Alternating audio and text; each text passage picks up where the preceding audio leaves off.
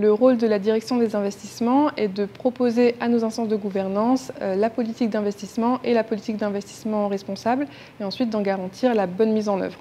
Cela permet à Apicil d'être en mesure de répondre aux besoins de nos clients par rapport par exemple à la bonne rentabilité de leur épargne ou à l'indemnisation des sinistres, tout en faisant une gestion qui soit extra-financière responsable. Le fait de centraliser au même endroit, donc à la direction des investissements, la politique d'investissement et la politique d'investissement responsable, ça permet d'avoir une bonne gestion financière et extra-financière qui soit cohérente.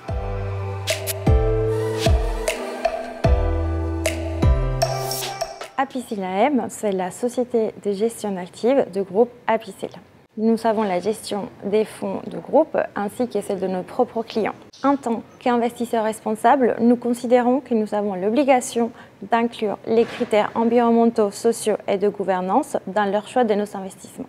Nous intégrons à chaque étape de nos processus d'investissement chacun des piliers de la politique ISR. Cela afin de garantir une performance durable ainsi que la pérennité de nos investissements. L'ensemble des équipes d'Apicil Asset Management est impliqué dans chacune des étapes de processus à des degrés divers. Les gérants en particulier reçoivent une formation détaillée car ils sont les premiers promoteurs de l'ISR dans les choix des investissements.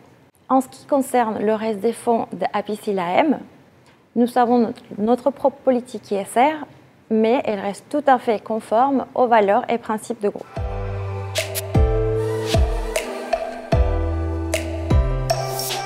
La direction des investissements établit les grandes lignes de la politique ISR qui sont ensuite transmises à la société de gestion Apicil AM qui va très concrètement gérer les fonds qui lui sont confiés par le groupe.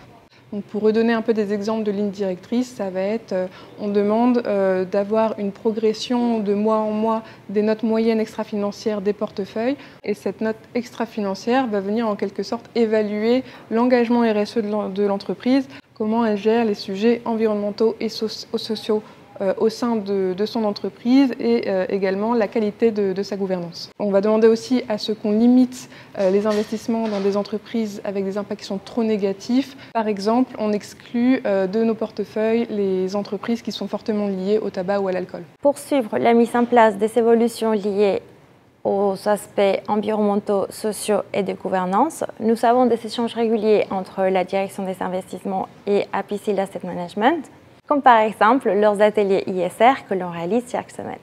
En plus des ateliers ISR hebdomadaires, nous avons tous les trimestres le comité investissement responsable qui va regrouper donc Apicil AM et la direction des investissements pour faire un suivi complet des portefeuilles.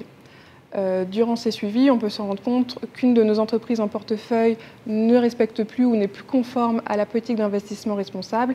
Et dans ce cas, nous demandons à Apicil AM d'évaluer cette entreprise d'un point de vue financier et extra-financière afin qu'elle nous propose un suivi et un plan d'action sur cette entreprise-là.